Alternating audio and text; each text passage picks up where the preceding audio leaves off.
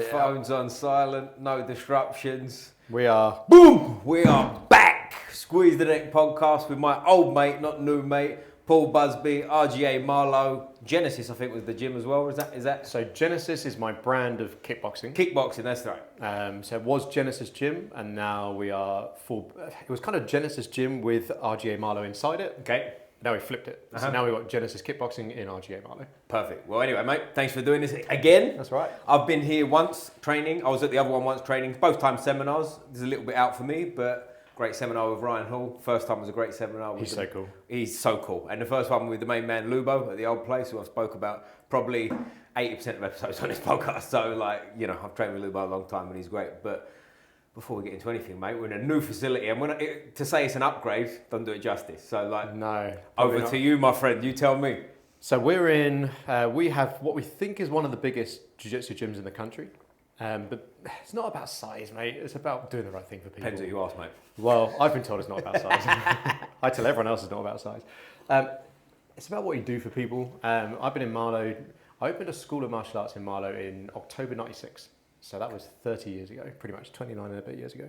And it's been slowly building since then. But what this has eventually become over that long time is, I think it's the biggest jiu-jitsu gym in the Southeast. I could be wrong. I'm happy to be wrong. But it's something that has been built for it. It's not like we just arrive with a ton of money. To put it into context, I live in a 2-bed mid-terrace council house, right? So it's not like I arrived with 10 million quid and went, just have this, do this. We've been building this for 30 years, mate. And the kids that used to train with me 30 years ago, they're now the parents that bring their kids here. Right. Marlow here, it's a well-off town, but it's a small town. Mm-hmm. So we've got currently about 600 people training with us. But it's been building a really long time. So, I'm really proud of this. I'm really proud we've got it. But we've been in a small gym for a long time and it was bursting at the seams. Mm-hmm. So it's been building.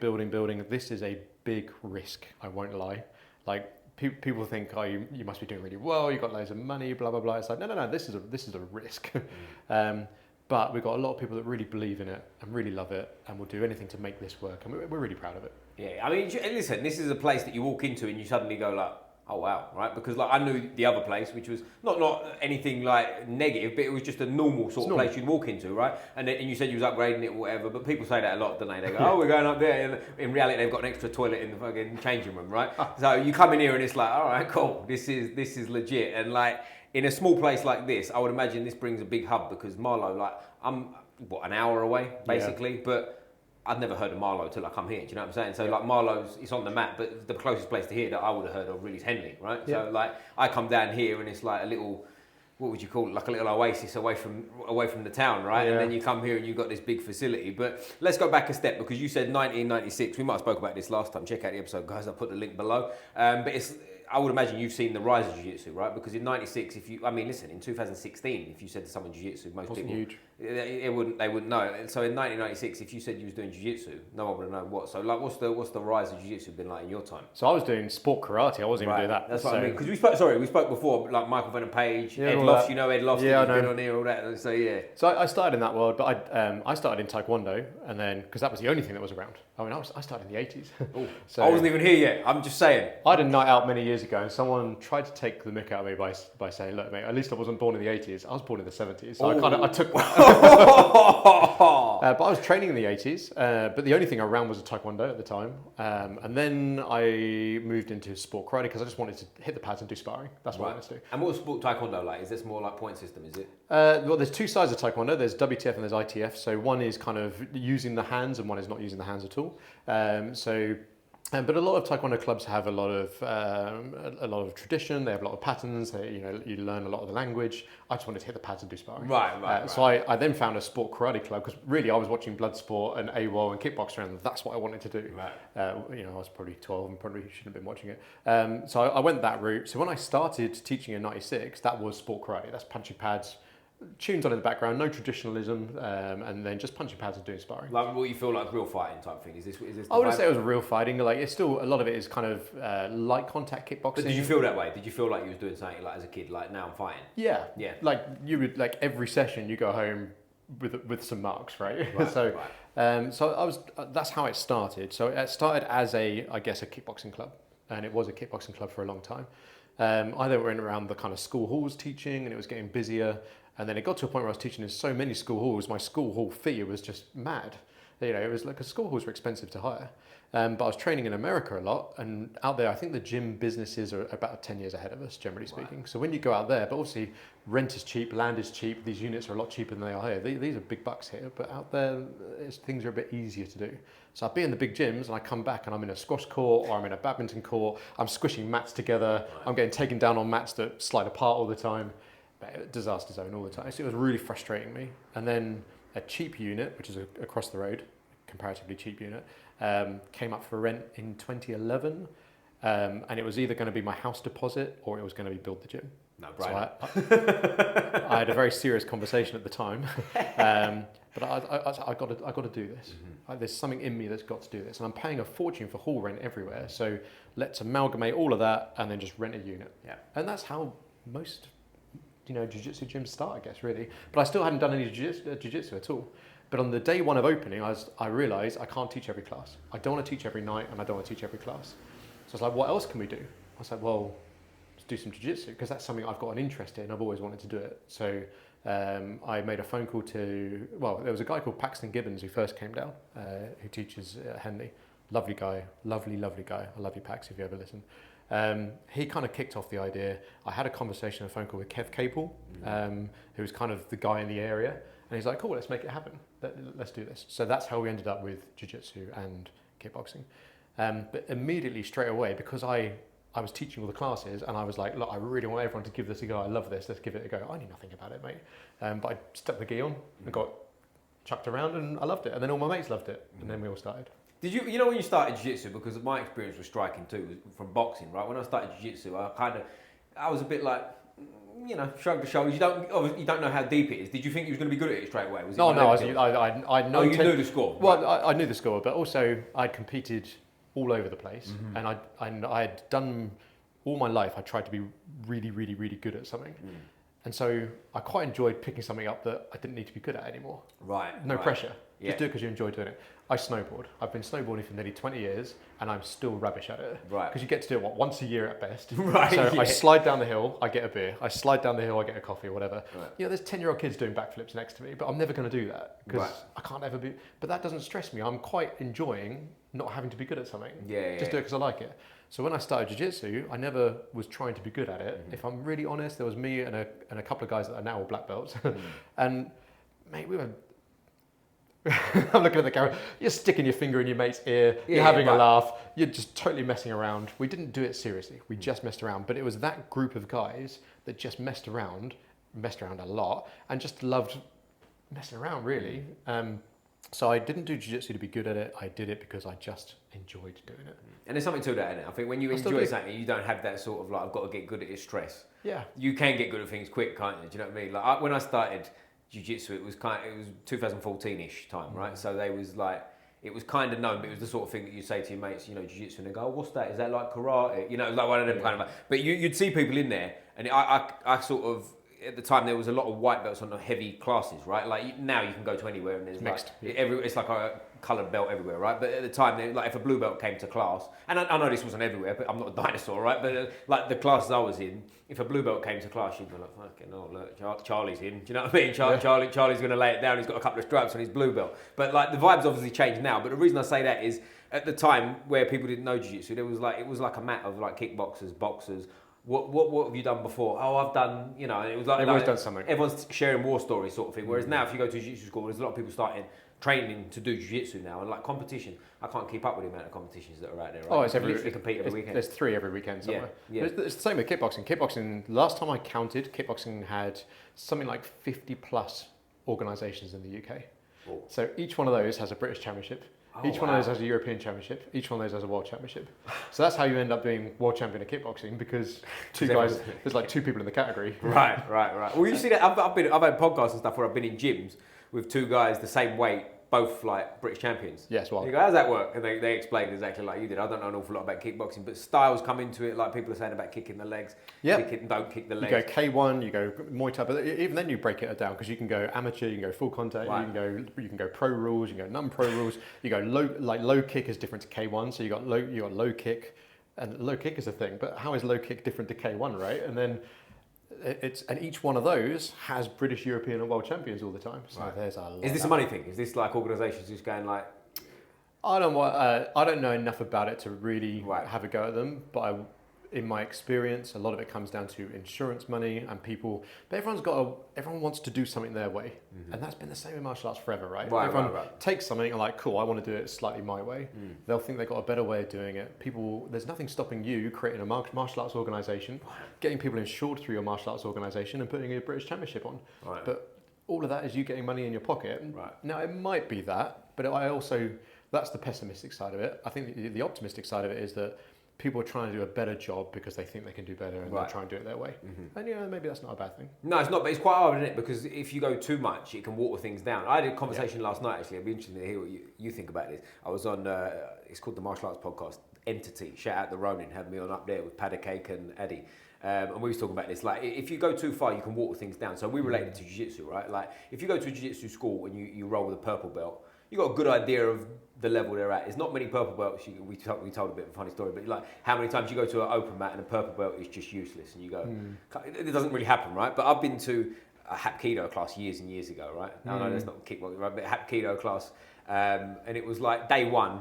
I'd boxed before, and I was fit and whatever, but I'd never done Hapkido, and it was like I looked around the room and I thought, I could probably beat 90% of people here in Hapkido. Do you know what I mean? It was like it was really down. Traditional, isn't it? Do you know what I mean? But it was watered down to the point where it's like they've obviously been there long enough. I'll give them another belt, And you can go down that route too, can't you? Whereas Jiu-Jitsu, the reason, I forget my original point here, but we was talking about like Jiu-Jitsu, how it's, I don't have a problem, that's what it was. I said, I don't have a problem with it like sandbagging, if you like. So if you've been a blue belt for what we'd call, say, too long, I don't have as much of a problem with that as I do the other way. I think it's a good thing. If you get a purple belt and you're not really a purple belt, that's what would bother me more. Do you see where I'm going from? Well, it's a hard thing. Like we do track attendance, and so people naturally, from a pessimistic view, people from running other clubs and things go, oh, they only give out belts based on attendance, and that is one of the things that really annoys me. Does it? Oh, it annoys me. So we have attendance cards, right? But the only reason we have attendance cards is so that people can easily see how much they're training or not. But the coaches then can stand there and go through. If there's 30 people in the class, go through it and you can really quickly see as a coach, they're training loads, they're not training loads. Right. Cool. What's the feedback to that guy? Because he's having a bit of trouble. Okay, I can see he's not, but I can see he's made one session a week on average for the last 6 weeks. But also you can get ahead of stuff then. You can go to that guy and be like, buddy, what's going on? Is your life all right? Like, you might not go that deep straight away, but he starts crying, bless him. Yeah, right. But you can say, look, mate, I know you're trying to improve. But I can see your attendance is a bit sporadic at the moment. So what can we do to help you? Is there anything going on? Is there something is the class schedule all right for you? And that's why we have attendance cards. And what we do is we put a minimum requirement in of X amount of time between belts and X amount of sessions between belts. Now that doesn't mean after you've made that amount of sessions in time, you're going to get your belt. It's just one of those minimum requirements to stop people taking the MIG. Yeah. I don't want someone to go from that belt to that belt after 6 months and blah, blah, blah. So that's only, what there is then on top of that is how good is their jiu-jitsu, how good are they on the mat, and actual genuine questions like how good, feedback to them, make sure they're getting better, all these other normal things that you should look at.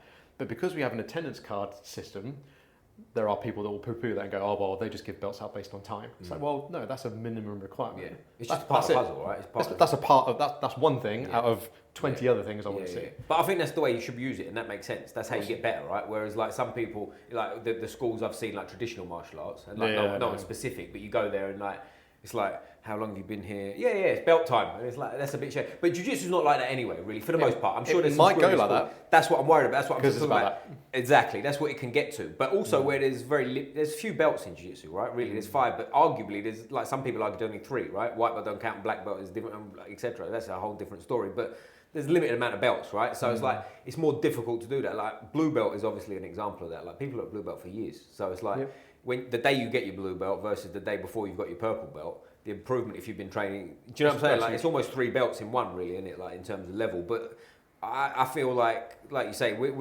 if it gets watered down over time, jiu-jitsu just becomes what people's perception of karate is. And I think we've all got to be really careful that doesn't happen. Yeah. I think it can easily happen. The only thing I would say that changes stuff a little bit is I expect different things from different ages and different abilities with people. Someone who's 60 years old, I don't expect them to be doing the same things a 20-year-old is going to be doing. There is a different requirement. But then also, some people walk into a gym and go, I'm going to do open mat, but people shouldn't have this thing. And I think this is just inexperience in life that deals with this. Like if you're a 20-year-old athlete, blue belt, and you walk into a gym and you roll with the 60-year-old purple belt or 60-year-old brown belt, you don't know what that guy's got going on in life. And let's face it, he'll probably smash him. Yeah. Probably. But they will then go away going, purple belt was shit, brown belt was shit, whatever it was. I mean, there's some blue belts out there that will take you and I out in no time. They're 20-year-old kids, right? And they'll just take us out. But that's their life, and that's what they do. And they train like pro athletes. You've got a job, I've got a job. I don't really want to get mashed up. I'm getting a bit older. I'm nearly 50 now. But there will be a point when I'm 50 and I'm 60, and I don't want a 20-year-old blue belt coming and just trying desperately to take me out. So there's a different expectation of people as they get older. So when I don't give these belts out. When we give these belts out, what I give a belt out to someone who's 60 is very different to 25. The expectation is totally different. Just keep him getting there's a guy on the mat, he's 70, I think he's 71 now, Tom, love you Tom. His jiu-jitsu is good and it's wonderful for a guy, I think it's wonderful full stop, but I don't expect him to be doing the same things a 25-year-old's going to do. 70 is extreme too, isn't it? Do you know what I mean? That's extreme. But you've got to be careful in terms of just like, you could injure yourself, right? In terms of moving a certain way. So I don't want to say I let him do stuff because he does good jiu-jitsu, but I try and keep him in the right zone all the time. But there's nothing that should stop him getting a black belt. Like he should still be able to achieve getting a black belt. Yeah. And if someone starts, we don't get this, but someone should be able to walk into a gym and start jiu-jitsu at 70 years old, and you would love to see them get a black belt. I would love to say, imagine telling them you're never going to get a black belt because you're too old. I don't want to say that to someone, but the expectation would be very different to someone who's 20 to 30 years old. You're in a different vehicle, aren't you? Do you know what I mean? But also, like when you say like, there's nothing wrong with them getting to purple belt and never progressing either, is there? Do you know what I'm saying? That's a big part of it. And that's a big part of it. And I do think people can get to these higher belts, purple, brown, and maybe they just stop there. Because you could say to them, look, to get a black belt, you've got to do this, and maybe your life is not set up right now for that. So maybe you just, you can only train twice a week every week, which is still good. But if you want to go from brown to black, like if you're just regularly rocking up to class twice a week, doing the class, going home, you probably need a bit more than that. But maybe, in 5 years' time, your life will allow you to take that step up. Yeah. Like I'm not going to go and run an Ironman tomorrow. Someone who knows about, I know nothing about Ironman, but someone would tell me your life's not right for that right now. Maybe in 3 years' time, you can put all this training and you can do that. So until then, just sit on brown belt, sit on purple belt. But it's also, in some ways, it's like a conversation that doesn't need to be had, right? You would hope so. Let them do their journey. Let them do it. Because like, I hear about people saying like asking their coach for a belt and stuff. Like, I've never seen that. I've never seen that in person. So I don't know whether it's real or what. I don't know if you've ever experienced it. I've not had someone ask. I've had people fall out because they didn't get what they expected. Right. Well, as in like turning up to a grading and you've been off and then you're sulking. But listen, I've been at gradings, I'm sure you have too, where you thought like, today I might, and you don't. I was always chilled. Yeah, but like hand on heart. That's what I'm saying. Like I've turned up at things as well and gone like, I think I should, and you've seen other people that you go, I think I'm better, and he's got his belt, and you go, but what are you gonna do? Sulk about it? Yeah. It's a bit like it is what it is, isn't it? Some people do though. Some people are really invested. I've had people walk out because they didn't get a stripe and then stop their membership. Yeah, but that person's a fucking moron. Do you know what I mean? Like that person deserves to walk out. Well, that's communication, right? It's like, well, okay, how did you expect that? Like, why expect that? And I think just enjoy doing a martial art. Like the belt will come if it's right. And if you really, really want to step up all the time, go and speak to your coach. They'll tell you what. Yeah, I mean, like you say, with age comes into it too. And I find like older guys almost push away the belt. They don't care to the point where they're like, I'll be a blue belt forever. Do you know what I mean? And when they get their purple belt, they're a bit kind of like... Yeah, some don't want it. That's the other side of it. I've had people really get unhappy when they've got a belt. Like, genuinely unhappy. Like, they have a whole thing about it. Like, they really don't want it. It's funny, isn't it? It's funny. It's funny. But how old are you now? I'm 47 in a couple of weeks. Okay, so 47 in a couple of weeks. And how do you feel physically at 47? I feel great. But do you feel... like different to, this might be a bit of a silly question, but do you feel different than when you was 30? Yeah, totally. You do? Because like at my age now, I don't feel any different at all. I feel like, I had this conversation this morning, it's also fresh on my mind, with some of the guys I was rolling with. I genuinely don't feel any different energy-wise than when I was 21. I feel exactly the same. Now, part of that's lifestyle, right? I'm boring. Have you got kids? No. I'm boring. But all I do is train and eat well and just do this thing, right? So I don't feel like I've slowed down at all. As like relating it to the point you've made, like if you haven't got to be old, but let's say you're 35, got 3 kids, go out at the weekend, your life's stressful, you're busy, you work in an office, and you only get to train 3 days a week. You're done. I know people that are 32. And they're going to me like, oh, I'm getting a bit. I'm almost like, don't come near me. I don't want to catch it. They're prime. No. I feel like, but don't come near me. I don't want to catch that nonsense because I feel a part of it's in here as well. I do feel you have to invest more. So what I've learned over time, 30 is prime, 35 is prime. I can't be hearing anything from anyone who's 35 that they're old. It's not happening. Good man. 40, you got to start investing more into yourself. You've got to think about your nutrition more. You've got to think about your recovery more. Plus 45 with kids, now if I'm honest, you've got to really start prioritizing recovery, nutrition, time for yourself. Because if you don't, you're gonna start having an uphill battle. Now, it doesn't mean you can't be in your prime. You absolutely can be in your prime. But when you're 20, you can go to the nightclub, rock out at 5 in the morning, and go training straight away. Right. When you're 45, you can't. Yeah, right. I got you. So like you cannot live how a 25-year-old lives when you're 45 plus. Especially if you've got other exterior things going on that stress you, like it might be businesses or kids or whatever. So it's not so much that you can't be in your prime, it's just that you've got to invest more time to looking after it. It seems like from looking, and obviously I'm not in my 40s yet, but when you get to that point, it seems like the people that stop and then try and pick it back up, that's the ones where it's like... Well, they stopped investing in themselves. That's what I mean, you've missed your window, like it's tough to come back now, whereas the guys that... I know people that are deep in their 50s, that are jacked, strong, give like young 20-year-olds, not problems, they beat the life out of them on the mat, you know what I mean? Like, it's not like because they're at a high level, obviously, right? But they sort of, that's their life, do you know what I mean? Yeah, even if they've got investment. kids, some of them have got kids and they've got like what you'd call in some ways a normal-ish life, right? But that's their hobby and that's what they do. Yeah, but also they're probably going to the gym a lot. Of course, They're bang on it with their food. That's what I'm getting at, yeah. Genuinely, if I have because I eat pretty clean now, if I have a pizza, the next day I'm hungover. It's really wild. That bad, yeah. But 10 years ago, no problem. Really? That's mental now, I've not heard that. But I also think like the more you clean your food up, yeah. Like if you then misbehave a little bit, you feel it more. Yeah. I feel bad. So if I know I'm training the next morning, I won't have a pizza the night before. Right. Because I just feel like crap the next day. Yeah. So, but 10 years ago, I never felt anything like that. I really didn't. So these are the things that have made me realise that as I got a bit older now, just plan things a little bit better, treat yourself better.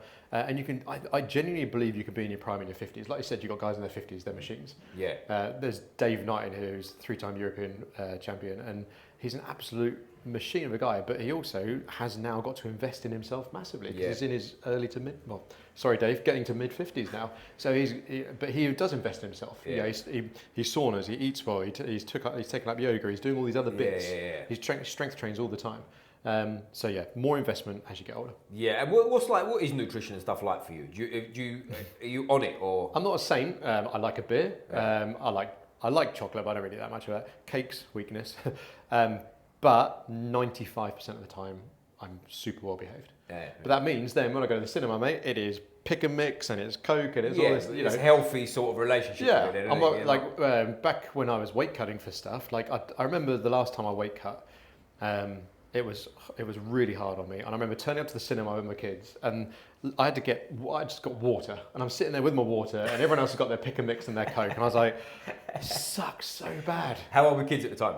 Oh, young, like 3. Yeah, so they're looking at you like, Dad, what are you doing? Yeah, and they're just like shoving all the pick and mix in, and I'm just sitting there like, this is rubbish. So, but I am super clean, but I can also get away with carbs because I expend a lot of calories. Right. So, but I am super clean. But that being said, I'll go to Zzz's, I'll eat a pizza with my kids. Right. I'll have I don't really do soft drinks. I don't really, if I have a beer, it's like 1 bottle of beer or something like that. And then my mates once every 6 months will take me out and remind me that I can't drink very well. Is that right? You're that guy like flimsy in the corner. Yeah. But what does clean eating look like? Because this is an interesting question. When I speak to different like people on here, I've got my own opinions, which we get into, but like different people think eating clean and they're like opposite ends of the spectrum, and you go like, well, do you know what I'm getting at? Like, what's clean for you? It's balanced. So, but there's a meal prep company that I use.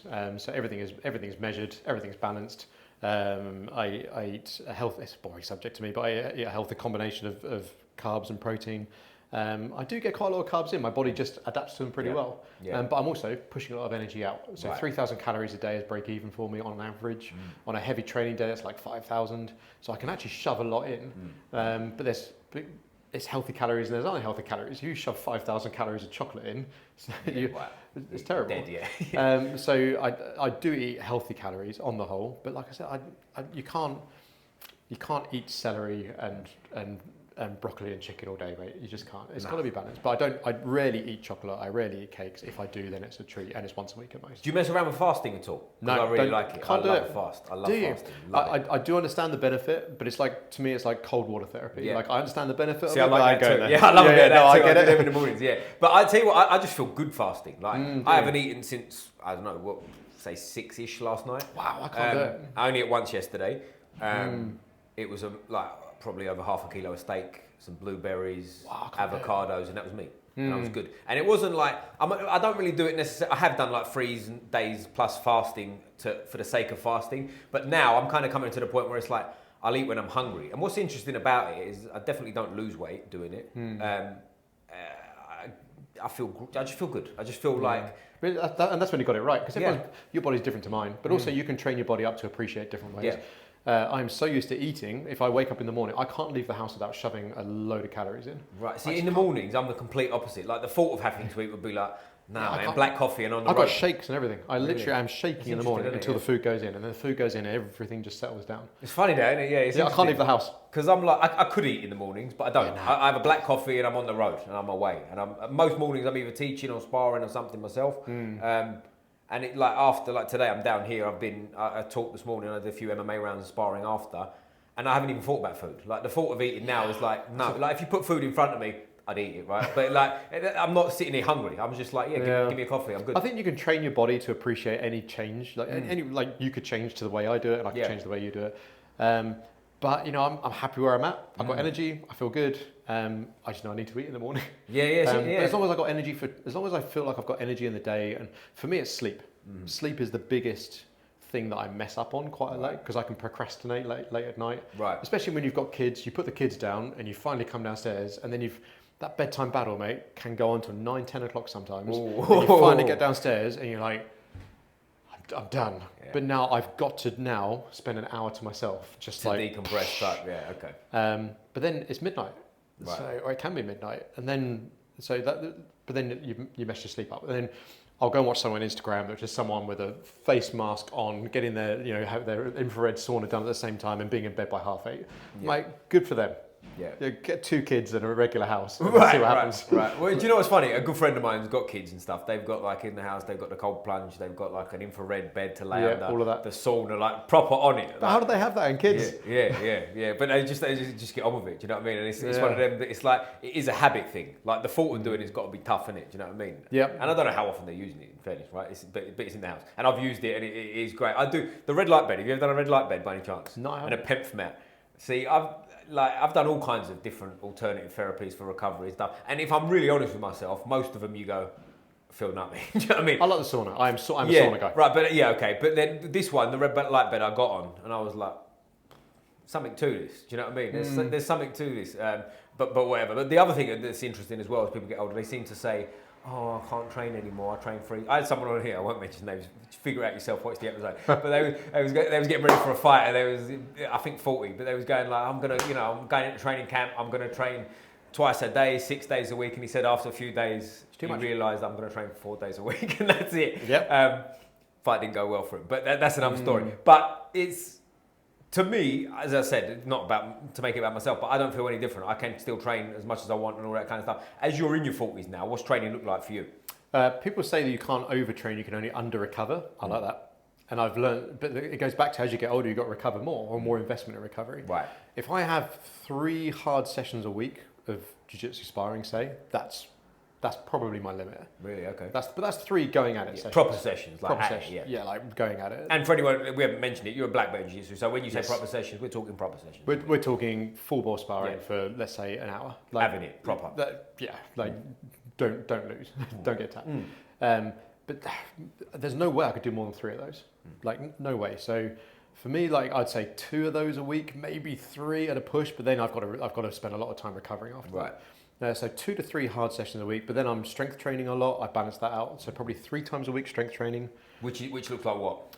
I don't sweat. To me, it's a lot of, because like you're sweating hard in sparring, right? You don't need to then go to the gym and then do like some kind of crazy high rocks thing. I agree with that. That's just, you're putting too much out. Yeah. So to me, it's, if I'm in the gym, it's very much prehab, rehab, strength, heavy weight, lots of recovery, mostly big body weight exercises. Charles Allen Price kind of stuff. Shout out. Shout out Charles, you've been on here. Yeah. We used to roll back in the day, me and Charles. Oh, really? Yeah, good guy. I don't actually know you, so but I appreciate what you do. He's a good guy. I like him. Yeah. But to me, like I'm spending calories and I'm sweating hard and I'm doing all this stuff here to then go and be sprinting and high rocks and CrossFit, all that stuff. No, it's just you either do that or you do Jiu Jitsu really. So if I'm in the gym, I'm actually spending a lot of the time resting in the gym, and then people look at me like I'm just. You're not working hard, you're not sweating. Like, no, I can't sweat in this place. That's 3 sessions a week.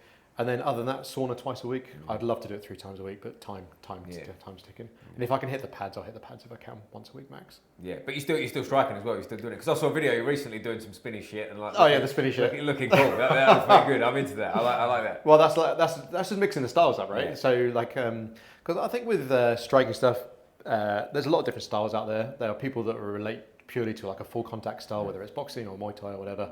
There's people that will relate to the kind of flicky point fighty, taekwondo-y sort of style.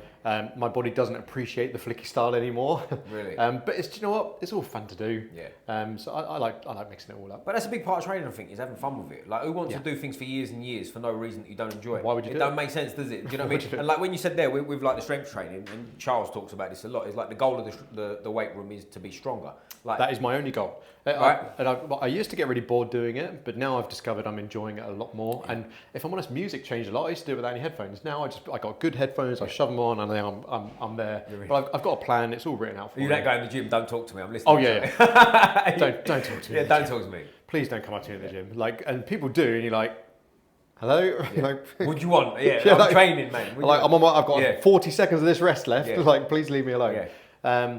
But I'm enjoying it a lot more, and for me, it's longevity. Like, I want to be rolling in 20 years' time. Yeah. Like, my rolling will be different to what it is now. I'm not going to be shooting mad double legs and inverting in 20 years' time. I don't want to do that. I am, and I'm saying it on camera now. Yeah, but you're younger. You're younger. But I do want to be doing. And them 20-year-old blue belts, they can get it too. They can leave me alone in 20 years. But I want to turn up. I want to see my buddies. I want to have a coffee to the side of the mat, and I want my body to be able to still roll around and do fun, not world-class jiu-jitsu in 20 years' time. Right. I'm not going to be able to do that if I don't spend time on my strength training. Not a chance on this earth. My body will break. Well, do you know what I've been doing recently as well, and I feel like it's benefited me a lot, is I'm going to make clear what I say. So I've almost stopped doing strength training in terms of going to the gym for a session. I'm more like, if you want to, I know it sounds a bit hippie-fied, but practice it a lot. So like if I'm sort of floating about and I walk past the bar, I'll sort of practice like one arm chin up progressions and things. Really, and I'm in my mind, I'm really thinking about it and I'm really doing it right. Then I might go and do some handstands later on. Then I might do some like pistol squats. But it's constant. It's a part of your life. And I'm making it as perfect as I can make it, right? So instead of doing like, let's say, I don't know, 20 pistols on one leg, and I'm doing like 5 and like perfect, pointing the toes, making everything right, lifting down, lifting up, and then resting and just getting on with whatever else I was doing, you know? And I feel like that's really making my body feel great. In my experience of good strength coaches, I think they'd agree with you. Yeah. I just feel like that. Do you know this Pavel Tatsaloon guy? I know the name. So he sort of like, he speaks about like a grease the groove. I know if I'm butchering it, but it was like practicing it like that, and like you do it. And strength training should be like a practice. Part of your life. Yeah, and it's like it's not training. It's like a practice. It's like farmer strength. Farmer strength, right? And as I say, I feel really good doing that. And then when I'm like on the mats, I feel fresh and I feel good. And I'm like, and by the way, when I'm saying I've been doing this, I've been really doing this for about 2 weeks, so it's not like I'm not. It's not like you've not been doing it. You know what I'm saying? I've been doing it for about the last 2 weeks, but intensely, and it's like, so it's not like I'm some like I've been doing this for years and it worked, but it made everything feel good. Like I've been getting this persistent little bursitis thing. Like every time I lean on my elbow, that seems to have cleared up. It might be timing, it might be nothing to do with it, but I'm taking it, right? Well, we gave you the nice chair today. There you go. That's what it was. The chairs saved me as well. But like ultimately it comes down to when I'm on that mat, which you've just said, right? When I'm sparring, when I'm doing whatever, I want this to work for me. I don't want to be still tired from what I did. Well, and I've had my fair share of lower back injuries. I've had lower back issues for 15 years. That all comes from kicking, and more kicking. Right. And is that a one-sided thing too, do you think? To some degree, I don't really know is the answer, but I think it's just overuse. Like I've had my MRIs on my back, I've got 2 degenerated discs, I've had slip discs, I've had them all. Right. But it's just, I didn't understand how to train 20 years ago. No. Right. Training to me was doing as many kicks as I possibly could. Right. And go over to the Thai boxing gyms, and how many kicks a day do you think those guys are doing? Like unlimited, right? It's just kicking and kicking and kicking. So cool, what's the plan when they're 40 years old? And so now I understand training a lot more. I would not train striking the way that I did knowing what I do now. Right. I'd go back and be like, okay, well, it depends what your goal is. If your goal is to be world champion, kick all day long. If your goal is to be functionally strong, fit, and able to do things in 20 to 30 years' time, that's probably not great for your body. You know, speak to any gymnast who's competed in the Olympics and see what their body's like. Yeah, finished. They're done. And in their 20s, early finished as Really well. early. They're done. Do you know Really what I mean? early. Yeah. So pushing people as athletes doesn't always mean great longevity for their body, right? So I pushed myself as someone who wanted to be really good at something, and now I'm not paying the price. I feel like now the strength training I do has now pretty much sorted it. But also, that's a good point as well, and it's an interesting area of like, even if you are in that zone of being the best, I do think there's elements of this for a limited period and then go back to sort of training like you're doing. You know what But I think people know a lot more now. Yeah. I think the information now is out there, Right. so that now you can be world class at something with a solid strength and conditioning program that's actually going to look after your body. Yeah. And you're not now the world class person just because you inverted 500,000 times a day. No. And people get in love with the numbers too, don't they? Like I've heard John Danaher talk about don't focus on the numbers, focus about the quality, and it makes sense, doesn't it? Like I've been lucky enough, and I'm sure you have too, to like work with some really sort of like high level coaches and whatever, where striking, grappling, the whole deal. And a lot of them is like they're sort of almost teaching you the same way, and it's not about a million reps. A lot of it is quality of reps, and like some of them to the point where it's like you only do it a handful of times, and then you up it and you change it and you do it. And I feel like for me, my brain, that works. I take things on. Depends how you learn as well. So we've got a coach in here that is wonderfully technical, but he can for example, he can watch the tutorials online and he'll spend hours studying. Yeah, forget it. What I do is I wait for him to study and ask him for hours, and then with my 7-second TikTok brain, I'm not even on TikTok, but I then go, cool, can you give that to me? And now I can physically try. And I've either got it or I haven't. Yeah. And also, but I decide if things are either for me or if they're not. Yeah. There's a lot of things that my body now, I just accept I'm not going to be good at that. My body doesn't move that way. So someone, especially the more bendy stuff, if you start going down the 10th planet route and things, there's a lot of stuff there. My body now I've done what I've done for my life. My body's just not going to appreciate that. Right. I can't even do a buggy choke, mate. My knee will just go, forget that. Yeah, right. Like people ask me, how do you buggy choke? I'm like, I can't even show you. Like if I try and do that, my knee is just going to. Right. It'll be fine, but my knee is not going to agree that that's a good long-term thing for it. Right. But also, listen, we all know this, the more experience you get in martial arts, the less you do. You just get better at the things you do and better at shutting a lot of other things down, right? Do you know what I mean? Like, you can't be high level at all techniques. You just can't, right? Because there's not enough time and you're not spending enough time on other things. Whereas, and my longevity is I'm going to be wonderful at drinking coffee on the side, chatting to my mates and doing a round or two. Do you know what I mean? And like you'll be able to do it because your body's not jacked up and you're not looking for that technique that your body doesn't want to do. Well, work rate has changed as well. I've learned, like, you know, when people get... I'm not saying I'm great at jiu-jitsu. You know, when people get better at jiu-jitsu, they tend to get more efficient with it. Yeah. It's about like in boxing, when someone walks in on their first day, their first sparring session, it's like they waste so much energy because so they're like this. Jiu-jitsu is exactly the same. Watch 2 white belts go at it and then watch 2 good guys go at it, but they'll be choosing when to work, choosing when to breathe, choosing when to just slow it down and then speed the process up.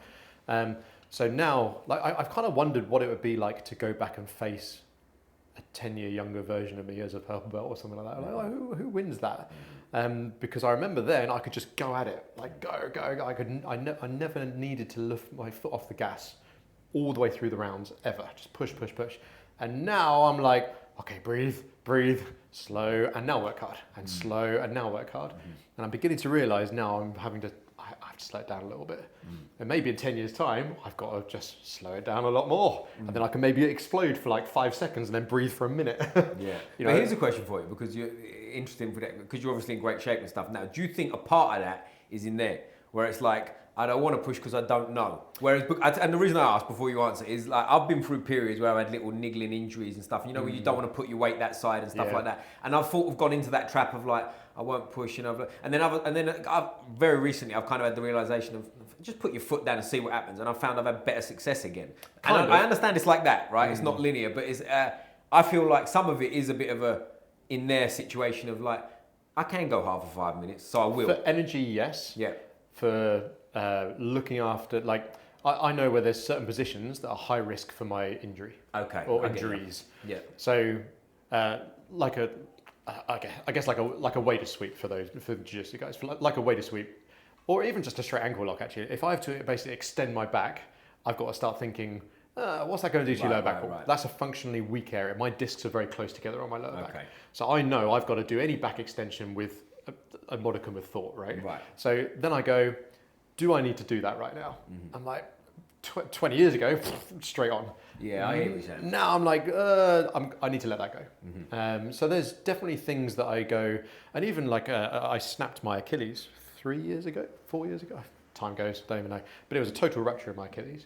So even now, like if I have to cross, forget jiu-jitsu, if I have to cross the road and a car comes, I've got to think, do I push off that leg really hard? Or do I take that leg in front and then push off that leg really hard? And if I'm carrying all the shopping, or if I'm carrying kids at the same time, you've got to think about this stuff. I'm laughing because I thought you were going to say, do I snap this or do I just get run over? Well, mate, the people who snap their Achilles, a lot of them snap it again. Yeah, vicious injury, that one, isn't it? That's a horrible one. I do think it's the longest sporting rehab injury you can get. There will be a physio that will tell me. What did you do? What happened to it? I was kickboxing sparring. Yeah. It was 1 month. It went bang, like a gunshot. Yo. Yeah, it was a good one. So, that's an interesting story there. So, that day I was moving house. I had all my clothes in the car on hangers. I did a 13-hour day in the gym. I'd done jiu-jitsu, I'd done strength and conditioning, and later that night I had to cover the kickboxing class at 8 p.m. So I then covered the kickboxing class. It's the 13th hour of my day. And at 9 p.m. I look around the room and there's an odd number. So I'm like, I'll be fine. I've done kickboxing long enough. It'll be fine. Like, no one's going to take my head off in the room. So I put all my gear on. So my stress level, because I'm moving house, was mad. My body was tired. And I joined in the kickboxing at 9 o'clock at night. And then all I did was change direction. It wasn't a big movement. I just a bit like, I don't know, running after something, just suddenly changed direction. And it went bang. So it wasn't the kickboxing sparring that did it. It wasn't the action that did it. It was the fact that I was stressed to heck. Then did a 13-hour day. My body was tired, and I asked too much of it. Yeah. So then it went snap, and it was exactly like you hear the stories. It was like a gunshot. I thought someone had tripped over my leg, so I turned around to see who's behind me, expecting to see a body on the floor, because I couldn't move my leg. Yeah. And I was like, there's no one there. And then it kind of dawned on me, like the snap, I heard the snap, there's no one behind me. I was like, oh. And mate, I just sat down. That was it. Yeah, it's going to be a long year ahead. It's going to be a long 2 years ahead. Was it 2 years? Yeah. And even now, it's not the same. Really? It is definitely not the same. That's mad, isn't it? Yeah, because you do hear them stories, don't you? People, I've heard that before. People, it might be you actually told me before. I might be regurgitating your story, but I have definitely heard that multiple times. People say something and they've looked behind, and it's like no one. It's not one to do, mate. Yeah, I'd say that's probably for my age. That's a 3-year rehab plan. You can do it quicker. There's other ways to do it, but.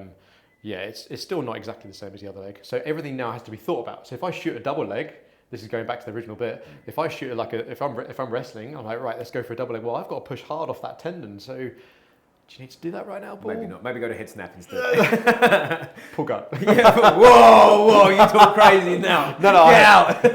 I agree with you. Yeah. That is never going to be me, by the way.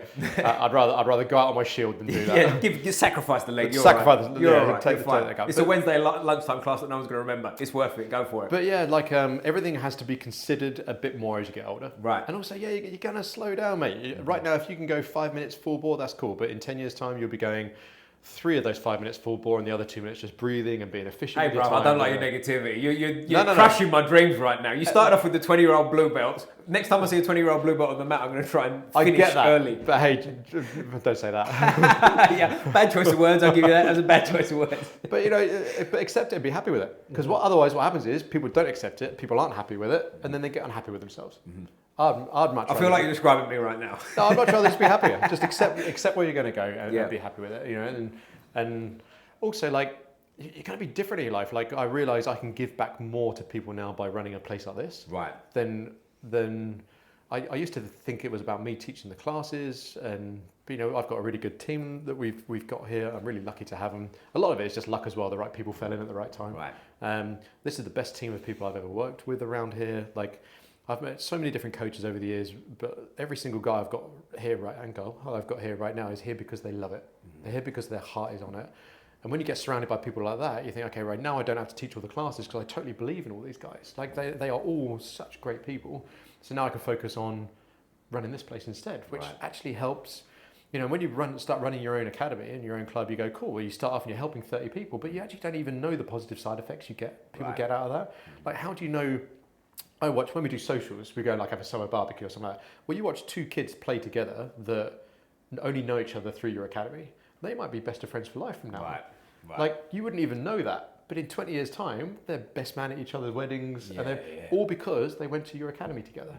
Like, the amount of positive effects you can have on people. So, yeah, I enjoy jiu-jitsu and, yeah, I enjoy punching the pads. But when you start looking at the genuine life changes you can make by doing this sort of stuff, now my energy changes a little bit. Yeah. So it comes back to what you're doing it for as well, right? Because you can't fight at a pro level when you're 70, right? It just goes without saying. I can't now, mate. But do you know what I'm saying? Like when you age out, you can't put them rounds in at 70 like that. It's obvious. So it's at a certain point the transition comes, whether it's at 30 or whether it's at 50. Most likely it's between that, right? Is where you sort of change. But it comes down to like what hits me with you is it's like, you got to do what makes you happy with it too, haven't you? Do you know what I mean? It's no point you coming in it now, like in your 40s, and like grizzling through sessions, hurt all the time, miserable. Because at a certain point you go, for what? What am I doing here for? Well, I was training to be the best at something until I was 33. Right. I remember that choice then, and then I was like, I looked at the avenue ahead. I looked at the guys who were older than me. They all had surgery. They're hanging on by it, and they're still trying to compete. And I thought,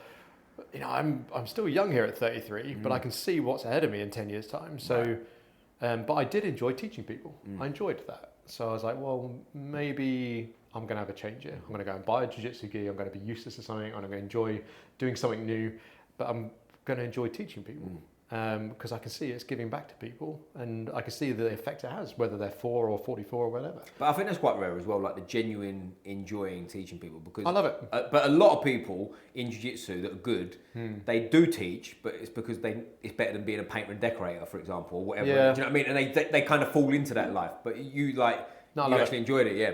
Sometimes it still works. Don't get me wrong. When there's 24-year-olds all screaming, that's work. That's hard. Yeah, that's work, man. That's work. But they love it, and I can see they love it. But I spend do you know what? I've got Whoop on, right? So don't shout out Whoop, whatever. But, I spend as many calories in half an hour of teaching 4-year-olds as I do in a training session sometimes, mate. Because I'm like literally on edge, and I'm trying to give them energy. Yeah. Mate, it's exhausting. And if you do 2 or 3 classes like that in a row, mate, you are done. Yeah. But I see what they get out of it, and I love it. And I've got my own 6-year-old girl, so it involves me a bit more now. Do they do martial arts? No, she doesn't. She's a horse rider. She loves horses. She loves animals. But she's got a thing, so it's fine. She's got a thing. As long as she's got a thing, I'm behind her. Right.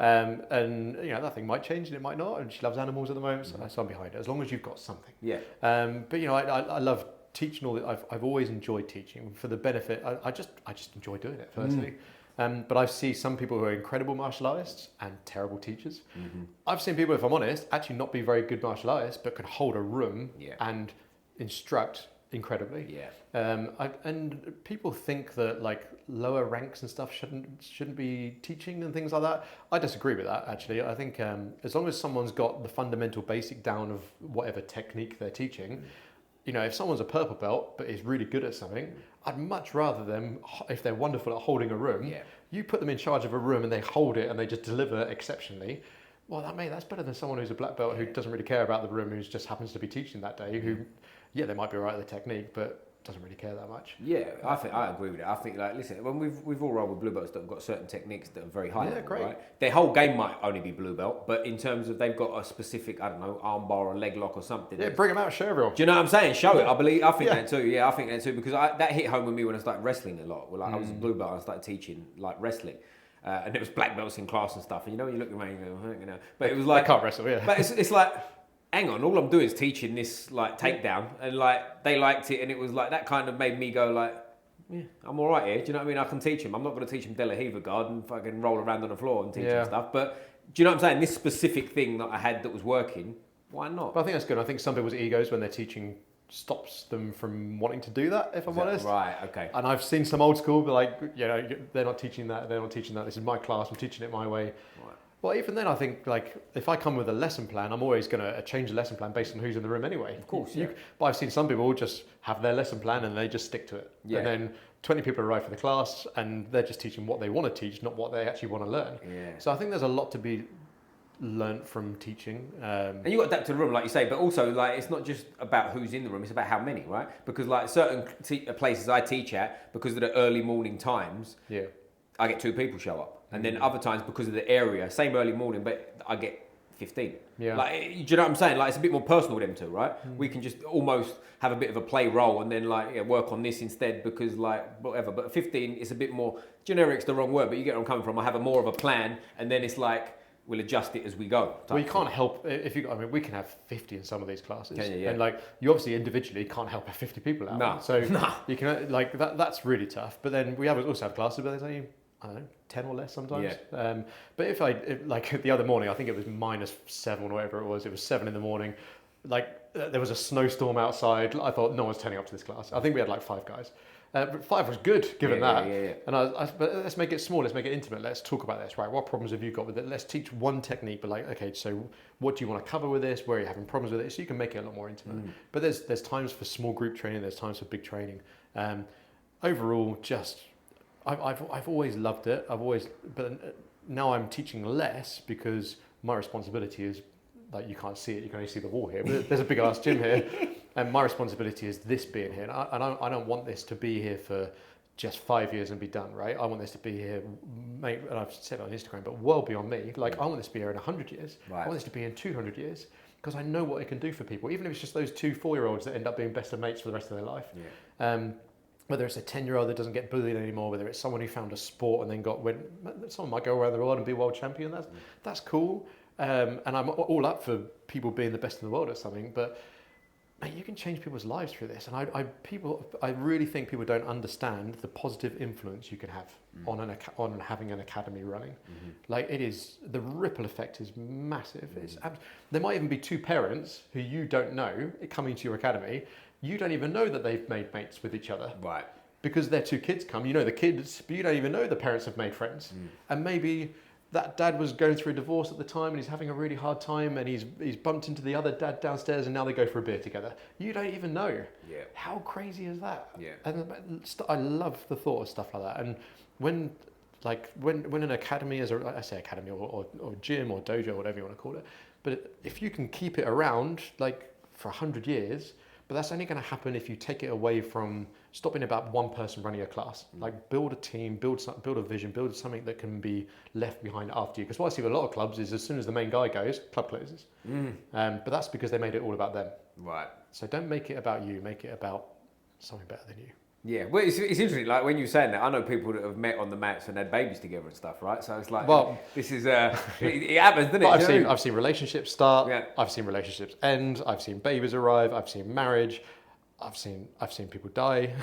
You know, I've seen it all. Yeah. And even the hard bits are only hard because it was good in the first place. Right. And it's such a corny thing to say. Yeah, it is. Right? I'm glad you said it, not me. So I was thinking it, but you said it. Yeah. But I get away with saying it now because I've seen it for 30 years. Right. And I've seen people's lives just transform. And sometimes there's some really tough moments, mate. There really is some tough moments sometimes. But yeah, I don't want to say it, but there has been a loss in this place recently as well. Right. Like someone did lose someone that they were married to. There was a death. So, you know, we see these things happen, but that person still comes training. Right. And they're like, I'm here. Like, what can we do for you?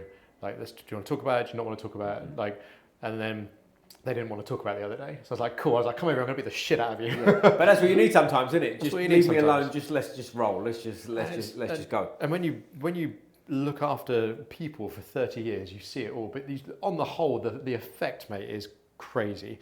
And the bigger the academy is, the more people you can help. Right. It's not to me about money. It is not about money. Like I said, I live in a 2-bed mid-terrace estate. Come around my house, have a cup of tea, you'll understand. But I'm just waiting. We come back here in a couple of years. You've got like a Rolex on and sunglasses. No. Do you know what? Hand on heart, we have investors in there, right? We have to look at the size of the place.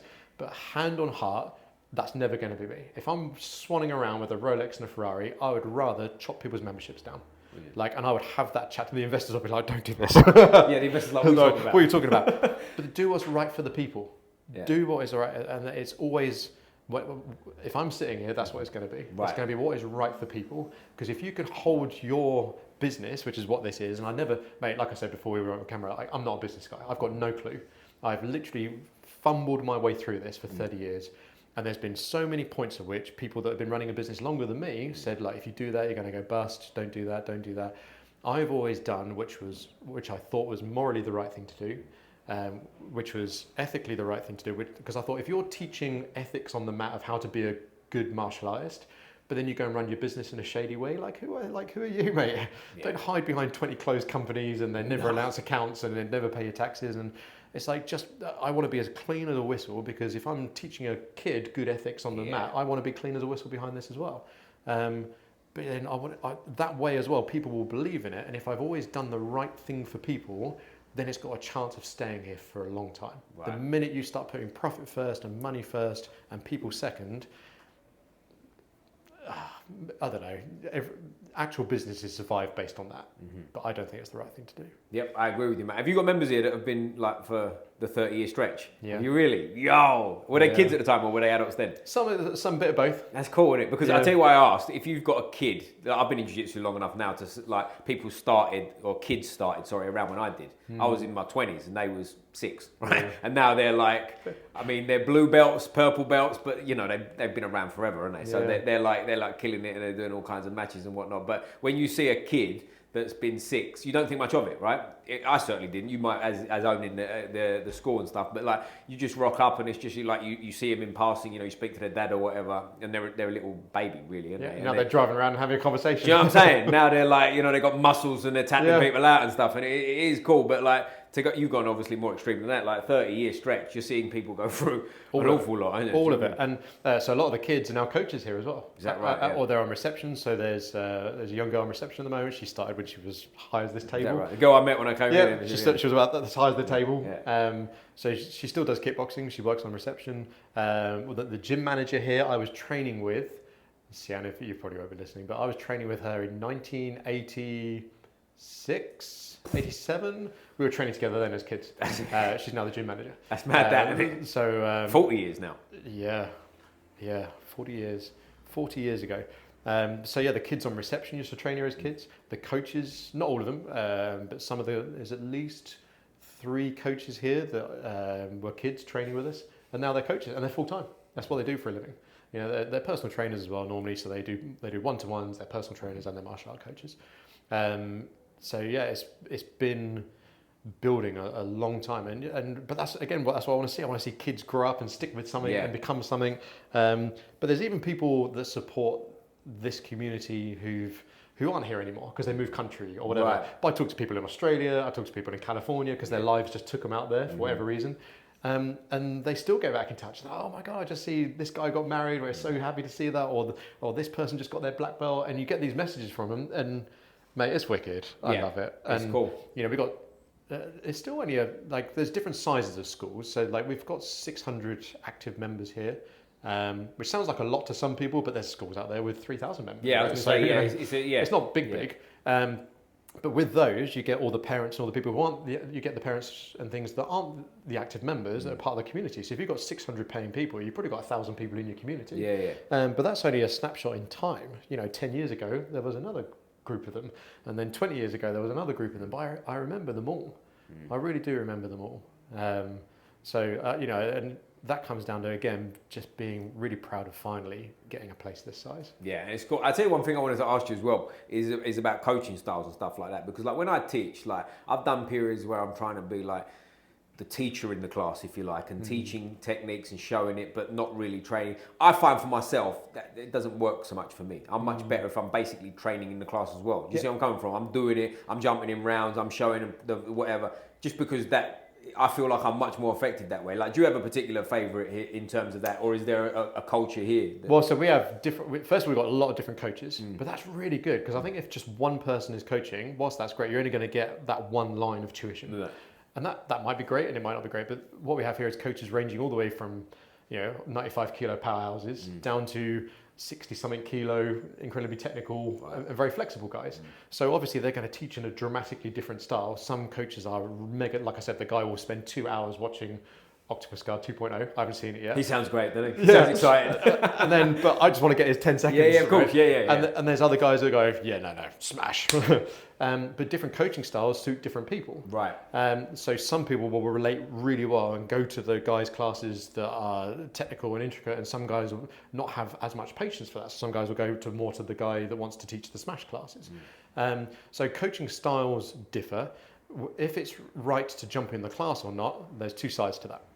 One is you're bringing the energy, and so sometimes you've got to do that. The other side of it is, what does your insurance company think when you couldn't see what happened behind you because you weren't watching because you were doing a round? That's a complicated argument. Insurance-wise, I think you've got to protect your back. I think you've got to have eyes on that at all times. Having said that, if you can have someone who's qualified and insured to have eyes on that, then jump in and give it the energy. Yeah. Just be cautious of the insurance. Having been through accidents and all kinds of stuff, like again, I've seen it all, and I've learnt my lesson, which is, the first question an insurance company has is CCTV. Who is watching the mat? What's the responsibility of you as a coach? And if you are there having a nice time yourself, those guys you're responsible for behind you, like something's just happened, you could have prevented that by not doing the round you just did. But I guess you could argue you're watching people spar anyway, right? Exactly. And then sometimes you have to coach by physically doing something with somebody. So how can you always watch people? It's a minefield, right? I don't think there's any right or wrong, as long as you can stand there and be like, look, I did the best job I possibly could. This is what I did. So it's hard. Sometimes I just want to jump in all the times. Other times I'm like, man, there's like 30, 40 people in this room, I'm going to watch it instead. Right. If there's 5 people on the mat and there's an odd number, like I jumped in and blew my Achilles. Because it was an odd number. So that was a situation that I thought it was best to jump in at the time. So I think it goes backwards and forwards. I think it comes down to what's the right thing for people. Well, I'll tell you, sorry to cut you off, but one thing that relates to that as well is the type of, like, obviously in a place like this, you've got massive amounts of people on the mat too, right? In terms of how many, like, size of people play. And I talk about this a lot as well, actually, in terms of, like, and you'll fall into this category too, like the size we are, you're kind of blessed because you're big enough and small enough. Does that make sense? You're big enough to train with anyone, small enough to train with anyone, versus if you're, let's say, for example, you're a female, we don't have to be a female, but you're 5'2", and you weigh 55 kilos. You got to be, do you know what I'm saying? You got to look at them and teach them differently than the geezer that's just come in who's 6'4", 120 kilos, right? And mobility as well, all that kind of stuff. Like you'll get a guy who's 120 kilo and like this.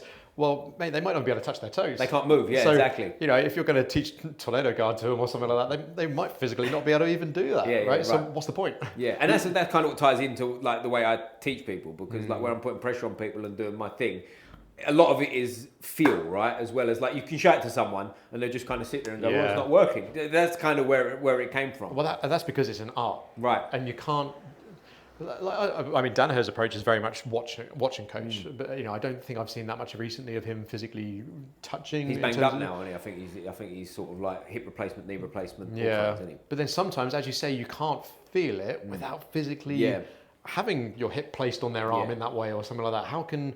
For me, I have to physically do it. Right. I struggle just to teach it without physically, or even understanding it myself. Like if someone shows me a technique, like that's why I can't watch 2 hours of content online and then pick it up. I physically have to figure out where my shoulder goes, where my hip goes, stuff like that. So when I'm teaching, it's kind of the same, really. I want to physically be able to do it with people, but that to me is the art. So, but others, I do think if you're I think a sign of a wicked coach is always, I've thought about this. If you're really injured and you physically can't move, if your coaching technique is on point, you should be able to coach just purely using your voice. You should, you should. But that doesn't mean it's easy. No. It doesn't mean it's the right thing to always do. No.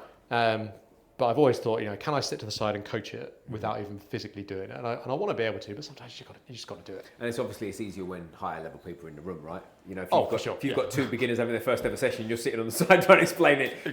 You forget it, right? No. But I find as well, like I know it goes around in a circle, but like when you were talking about enjoyment earlier, like if I'm doing that, like and getting involved and doing things, I enjoy coaching, right? And it's fun. Right, exactly, because you're half sort of training yourself. You're not trained, but you're getting rounds after class, whatever. But if I'm standing around and telling people constantly, I'd almost rather go, I'll do something else, don't worry about it. You know what I mean? And that comes down to what is the most important thing for those people.